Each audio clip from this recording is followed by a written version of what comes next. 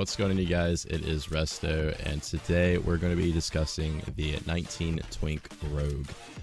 In today's video, I'm going to be discussing your gear, the best in slot choices that you're going to be choosing, along with alternatives until you get those best in slots. I'm going to be discussing your talents, the typical builds that you're going to be wanting to using throughout your battleground experiences, and then I'm also going to give out some tips just in general for the rogues, things that you can do to make your gameplay a little smoother. Without further ado though, let's get right into it and start discussing this guide. Alright, so what's going on, you guys? Long time no talk. A lot of you guys have been commenting on the vanilla guides, asking if this gear is still viable for the Wrath of the Lich King. Obviously, no, that is not the case at all. I've been meaning to do this series a long time ago, but we're just not getting to it. Don't want to waste too much time, just want to jump right into it, kind of get straight to the point.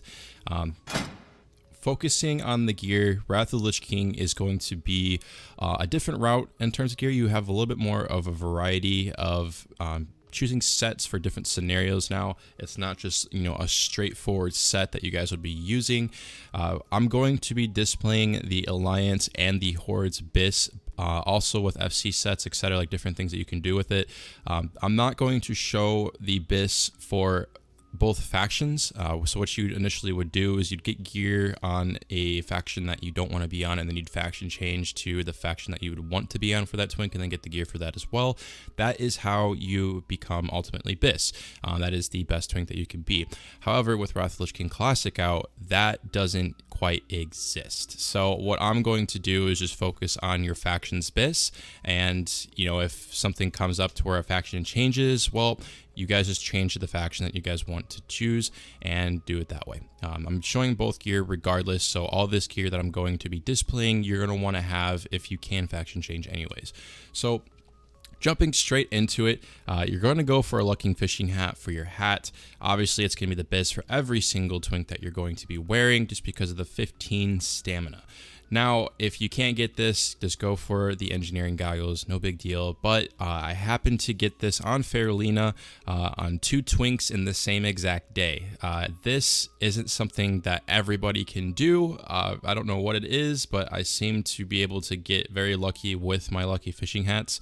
I know when I go for my 10 Twink, not so much luck. It's a lot more time consuming on my 10 Twink, just because it's a 10 and it attracts literally everything and anything, and it dies very quickly, so it's a little bit harder on that tune, but no worries.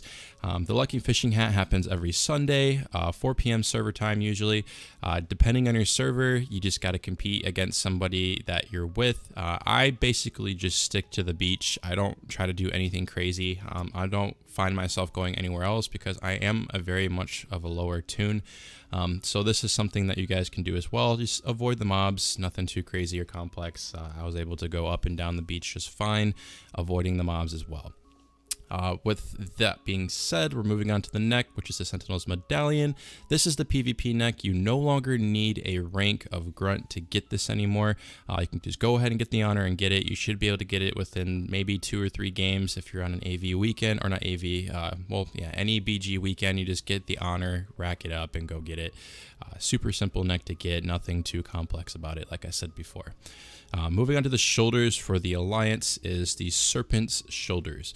Now, you're probably wondering, why aren't we wearing the Stay Shadowcraft shoulders? These are the best, apparently. No, that's not the case at all. As you can see, it's 4 stam, 4 hit, 14 attack power. Yes, that is great and all, but 9 agility. This is like, let me say this as well. The BiS I'm showing you here is pretty much the generic BiS. I will show you my version of BiS and what I like to run, but this is what the generic BiS looks like. The reason why 9 agility is nice, it increases your attack power, your armor, and your crit, so you're getting a little bit of a crit bonus, if that makes sense. So this is what's helping you out here.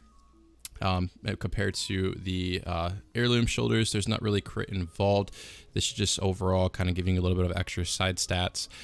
So you can choose this, or you can choose this, completely up to you. This is just a generic BiS for what a lot of rogues run, but I'll show you guys what I run at the end. Moving on to the cloak is the Sentry's Cloak. You're going to put improved stealth on here. This is going to help get you prevented from seeing in stealth, so that way you can kind of get around the map a little bit better, kind of zoom if you will. A little bit of stam, a little bit of agility helps with a little bit of survivability, adding that little stam to it. I always like to add a little stam to my builds. And then moving on to the chest, you're looking at the heirloom chest here. You're going to go ahead and put 4 stats on this. There are other options that you can run with this as well, but for the FC set, but overall, you're going to want to run 4 stats with most of your pieces. I would show you guys the alternative, but honestly, everyone's so far into the 80s. I don't really want to get into like alternatives that you guys can use because heirlooms are so easily accessible now. Everyone should be able to have these. So there's really no pieces now where, you know, it's like, okay, if you don't have it, what could I use instead? That's more so the Shadow Fang, but everything else, super simple to get, guys. If you can't buy it off the auction house, you can definitely go farm it yourself, and it's super easy to get. It's not a really low drop rate. You know, all this stuff is relatively simple, so you just got to go to the spots. That's all it is. Moving on to the shoulders, looking at the Wrangler's wristband of agility. You want to go for 5 agility on this one for the bracers. Throw on some 9 stam on here for survivability. Now there are other options for these bracers. So if you can't find yourself being able to get the Wrangler wristbands of agility, there are other options like the Forest Leather bracers or the Wrangler's wristbands of power. These are all very common things that are on the auction house as well. So don't feel like you have to get this specific one. There are other versions of this bracers that you can get as well.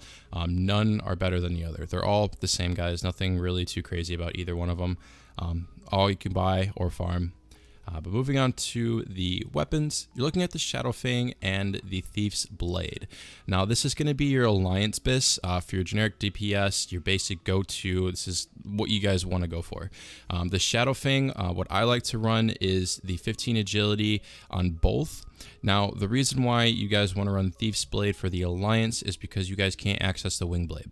So the best alternative is going to be the Thief's Blade. You want to put the Thief's Blade in your right offhand, and you want to put the Shadow Fang in your main hand. There are other options that you guys can do for weapons. So with that being said, you guys could do the Cruel Barb if you guys don't have access to a Shadow Fang right away. So this could be your main go-to until the meantime, until you're able to get a Shadow Fang. Another build is the Shadow Fang with the Wing Blade. That's going to be your go-to BiS for the Horde. I will show you guys that in later bits here. Another alternative that you guys can use is the Shadow Fang with Thief's Blade and having life stealing on Shadow Fang. This is another common thing that people use as well. Life stealing kind of gives you a little bit more health while you're out and about killing people. Sorry, choked up there a little bit. While you're up there killing people, life stealing and 15 agility is a go-to for a lot of people as well, just because they feel the life stealing is just an essential when you're kind of doing things on your own. For me, I personally stick with the 15 agility on both. Don't really have an issue, you know, finding myself running low on HP, although I do have this Shadow Fang to kind of run around with. That way, if I am running low on health, I don't have food, or I don't really have a lot of access to heals at that current moment, just because maybe I'm just constantly in combat, running around, this is something I can use to kind of help myself keep full, or relatively full. And then another option is the Fury weapons on both. Like I mentioned in the vanilla guide, this is a very good FC burn down if you're just trying to go offensive and just burn down an FC, or just people in general. Fury weapon is a very fun build that you guys can go with as well with both Shadow Fangs. Obviously, go with all these builds, guys. You guys want all of these just because it's just nice to have for the alternative of whatever scenario that you're into. You can always switch weapons while you're in combat. It's not like you're changing gear. It's just more so the weapons. So these are definitely go-tos. With the range weapon, I personally use the Charmed Ancient Bone Bro. It's the heirloom weapon. Now, obviously, a lot of people run the throwing knife. I can't think of it at the top of my head right now. Why can't I? The throat piercers. There we go. I don't know why I couldn't think of that. So that is a go-to just because it's a faster speed. You're able to get more off in a faster amount of time. For me, I personally run the heirloom bow just for the extra hit and the extra crit. So that's mainly what I go for. Yes, I understand it's not necessarily the best, but the main objective for me using this is the one hit. It's just adding on extra, so that way, you know, I'm not really missing a lot of attacks. All of my attacks are normally landing. So that's just a personal preference. If you guys don't want to run the heirloom bow, completely fine with you. Just go for the throat piercers. Nothing wrong with that as well. But moving on to the gloves, you're looking at the gloves of the Fane. Now, this is going to be your go-to gloves for everything. Any DPS, spec that you're going to go into with a rogue, Gloves of the Fang are the move. Now, there are other options, and that's for the FC, so obviously you're going to swap it up there, but in terms of best in slot for DPS, no questions asked, you're going with the Gloves of the Fang. It's just the most DPS you're going to get out of it. It's just raw crit and attack power. So Gloves of the Fang, very easy to get through the Wailing Caverns. You can also buy them on the auction house. From my server, I know they go relatively cheap. They're not really too expensive, and if they are expensive and you don't want to spend the gold, they're not a low drop rate when it comes to Wailing Caverns. You can probably get them within 2 to 3 runs if you're really lucky. I think the most you'll run is about 10 runs at most. I don't see yourself going any longer than that unless your RNG just is really bad. Then I feel bad for you a little bit, but no, these aren't a low drop rate. They should drop relatively soon if you guys are going to go farm them on your own. But moving on to the belt, you're looking at the Deviate Scale belt. This is going to be used for everything. It's a very common belt. It's a pattern that could be made. So, I mean, even if you don't get it through the quest and you're not a leather worker, you can always have a higher level of your own that has leather working make these, or even somebody that's out and about. They might have it from the older expansions. If not, you can probably pay them to go get it real quick. It's not a super long quest chain. Just have them to go grab this, learn this, give them the mats, and start making it. I would recommend just having your own tunes who have leatherworking make this. That way you're not running around trying to find somebody to do it. You just do it yourself, whip it up, put it on, etc. Moving on to the pants, you're looking at the leggings of the Fang. Now, the reason why this is a generic build is because you're looking at the 3-piece set of expertise. That is obviously the main goal for this BiS set. It's just the expertise. In my opinion, I don't really care that much for that. So with my BiS, I run a little bit different. But leggings of the Fang, also coming from the Wailing Caverns, nothing too complex about getting these things. Also a very relatively low drop rate, or not relatively low, relatively high drop rate. So it is very easy to get these as well. Making a rogue now is not hard. The only thing I can really see you guys having struggle with is getting the Shadow Fang. If you guys have gold, go ahead and buy it. It goes around on my server about 2,500 gold. So if you guys want to spend the extra 2K, it's honestly not that bad. Go ahead and spend it. Otherwise, go farm it from the Shadow Fang keep. Completely up to what you guys do with that. But moving on to the boots, we're looking at the foot pads of the Fang, which is going to bring the 3rd piece to your set of the Fang set. 6 stamina, 6 agility, mainly for the survivability. That's why most people run this. So also a relatively high drop rate. Nothing too complex about these either. Go ahead and get them from the Wailing Caverns. And moving on to your rings, you're looking at the Prospector's Band and the Dread Pirate Ring. Now, with the Dread Pirate Ring, if you guys cannot get this right off the bat, go ahead and get yourself the Seal of Rin. That is going to be an alternative until you're able to get this. Now, the reason why this is going to be a BiS for this set is because of the hit. The hit and the crit is really nice to have with your build, but it's mainly the hit. It's 3 hit. You can't go wrong with that. It helps you build up that hit cap so that way you guys aren't missing any shots. And then this right here, the Prospector's Band, is a PvP ring. Same thing with the neck, guys. Super easy to get. You honestly, if you go on a PvP weekend for Warsound Gulch, and you guys are able to get this, probably both of them in the same game, if I'm going to be honest with you, depending on how hard you go in that. But 1 to 2 games at most on a BG weekend. These aren't really hard to get. Very simple. These should be like one of the first pieces that you guys get as a 19 if you guys are just going for the honor first, and then gear after. Completely up to you what you guys do. Order doesn't matter. If you guys want to worry about levels, we can eliminate our XP now, so you guys don't have to worry about, all right, let me get my pieces first and then at 19 do whatever. No, you can literally level to 19, kill your XP, and then go for your gear. Run it as many times as you want. You don't have to worry about dying anymore. That's the beauty of Wrath of the Lich King. So no worries about that. Moving on to your trinkets, you're looking at the heirloom trinket for the Alliance because you are getting 6 resilience to that. That is huge in PvP, especially being a 19 Twink. You guys don't really have a lot of access to PvP resilience. So having this is going to be big. It is small, but a little goes a long way. And then your best is obviously going to be the AGM. Now, if you guys can't get your hands on this, no worries. Just rock any of the other heirloom PvP, or not PvP trinkets, the heirloom trinkets that you guys can obtain as well. Personally, if I don't have an AGM, I rock the haste trinket on my rogues, just because the haste kind of helps a little bit. Like I said, a little bit goes a long way. Completely up to you guys what you use for this trinket, but that's just what I would recommend, is using the 2 heirloom trinkets until you're able to get one. It's just as good as an alternative for the AGM. Obviously, it's not the same. So that is basically the Alliance version of Best in Slot. Now, if we go on to the Horde, it's relatively the same. The only thing that you're going to be changing up is obviously the version of the PvP rings, but you're going to go with the Wing Blade. That's going to be the best alternative for the 2. Like I said, same gear, nothing really is changing up with it other than those pieces right here, and then you got the Wing Blade that you're changing up as well. So nothing to it. What I'm going to show is my version of the Best in Slot. So as you can see, some things change a little bit. What I do differently is I like to use the heirloom shoulders for the hit, and then I like to use the glowing lizard scale cloak just for the more agility. I'm going for more of a raw build, if that makes sense, compared to what a Horde BiS was going for. You guys have the same exact health, so nothing's really changing. The only thing that's really changing is how you're distributing the loot. I like to go with the feet of the lynx, just because I like to match it up with the gloves of the fang. It's kind of giving it more of a raw DPS boost. Compared to what the other build's running. Like I said, 6 agility. Instead of stealth, I'm putting 3 agility on mine, because I don't really care too much about stealth. Stealth alone is honestly slow, so I'm not really finding myself in stealth a lot unless I'm going up the tunnel, going for the FC.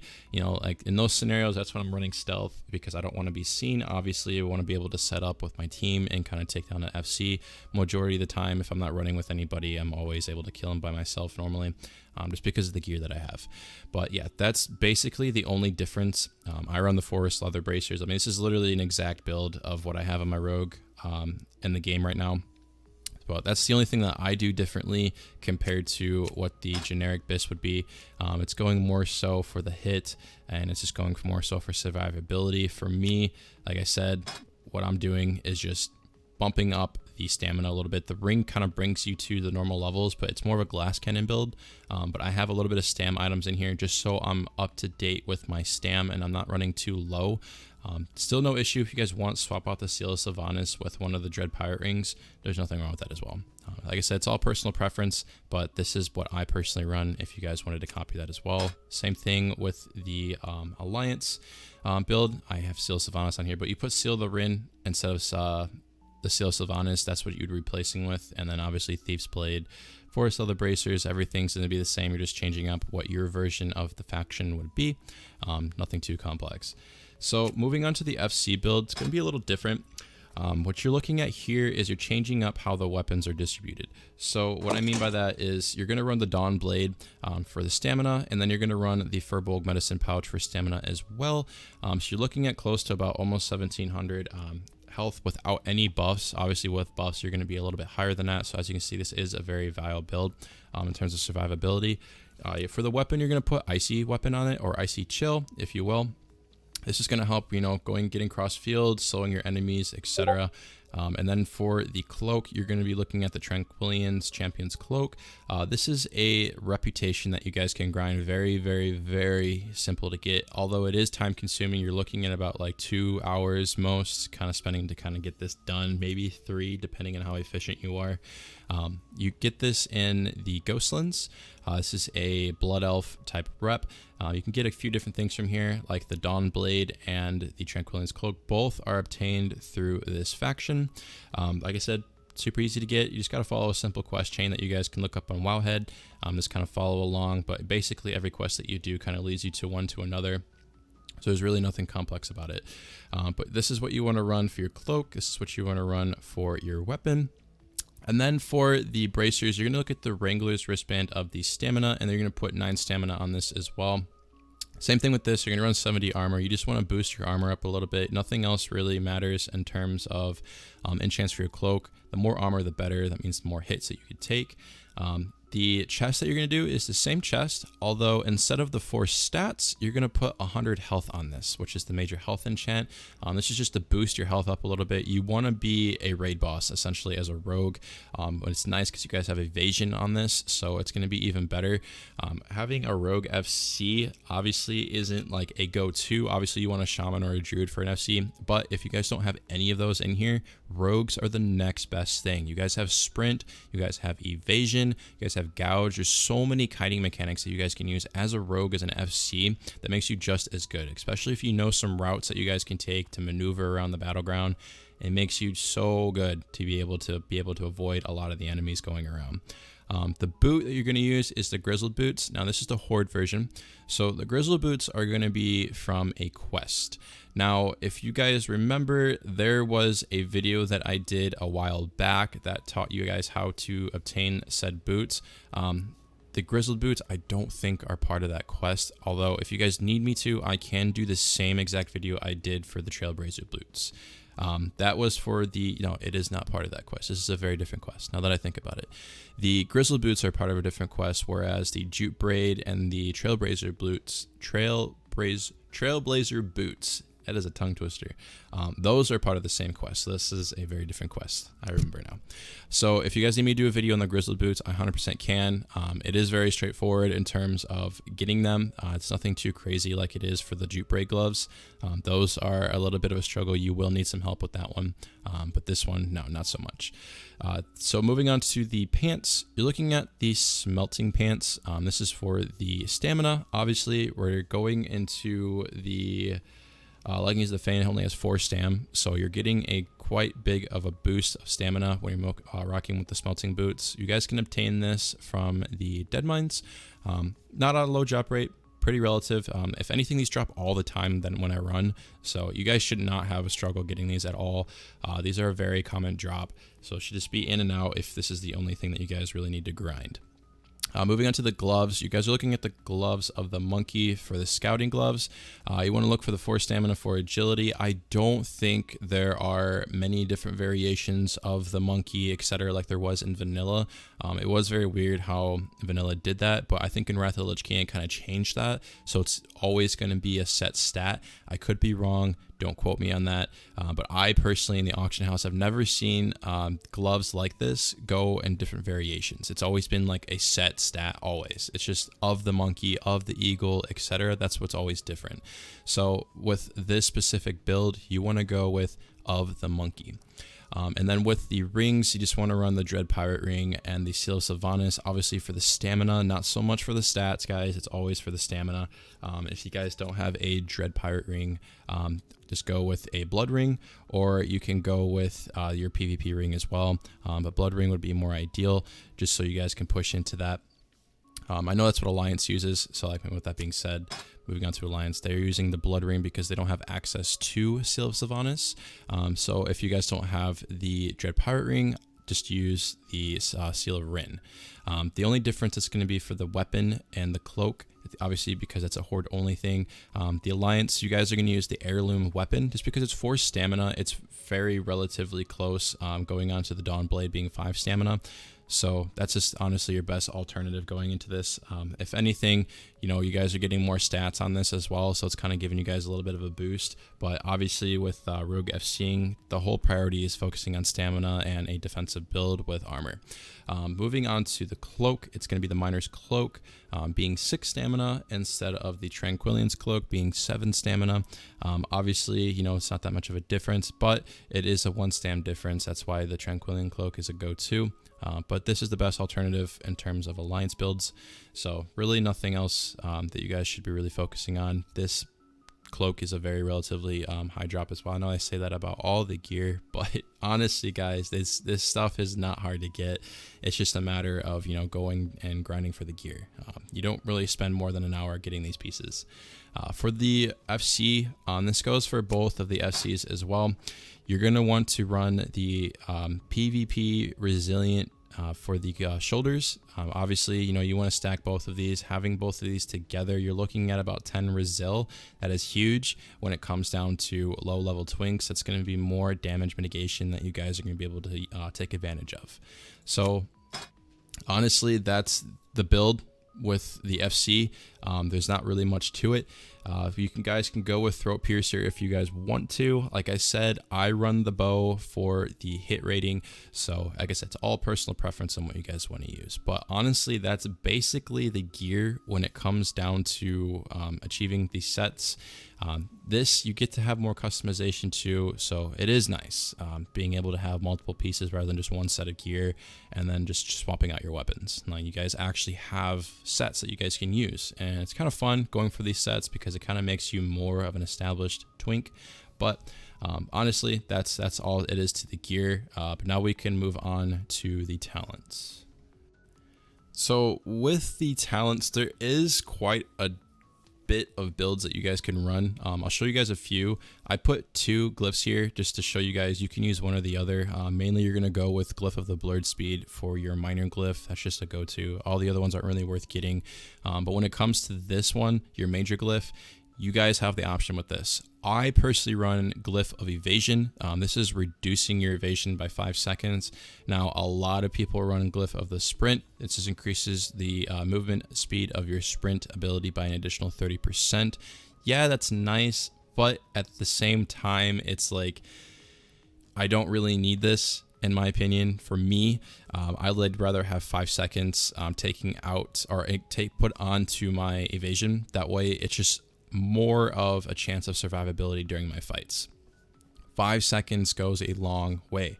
That is why I run this over this. Now, like I said, personal preference. If you'd rather run faster to either, get away from a scenario or catch up to somebody, this is also a very good option. This really depends on your play style and where you find yourself in the most. If you find yourself, trying to catch up to people a lot, not being able to catch up to them, or if you find yourself needing to get away a little bit quicker and you just are too slow, obviously run this. But if you find yourself being able to be up to speed with everybody and you kind of know your way around the game a little bit, the map I should say, not the game, Glyph of Evasion is a go-to. This is obviously the route that you guys want to go with in terms of glyphs. Now, when it comes to talents, this is where it can get a little fun because there's multiple builds that you can run. This right here is a go-to build for the generic BiS rogue. You are going 2 into Improved Sinister Strike, and then you're going to put 1 into Master of Deception, 2 into Opportunity, and 1 into Dirty Tricks, and then 1 into Camouflage. Now this is increasing your speed while stealth by 5%, so this is why this build is just your generic, overall BiS rogue that you guys are going to go into. I see a lot of people running this. What I personally like to run, because I like to kind of experiment a little bit, what I've been doing lately is going all in into Improve Eviscerate, all in into Malice, and then what I'll do after that is put the last 2 into Opportunity. Now, what this is mainly a burst build that I've been kind of having fun with, and it's so strong. Like, I have so much fun just pumping into people. Now, if this isn't a route that you guys want to go into, you can go into the route I just showed you, or you can do the classic build, which is the Improved Sinister Strike, the dual wield specialization, and precision. Moving into this, this is a route that you guys can take as well. Or actually, no. There we go. That is a route that some people take as well that you guys can go into.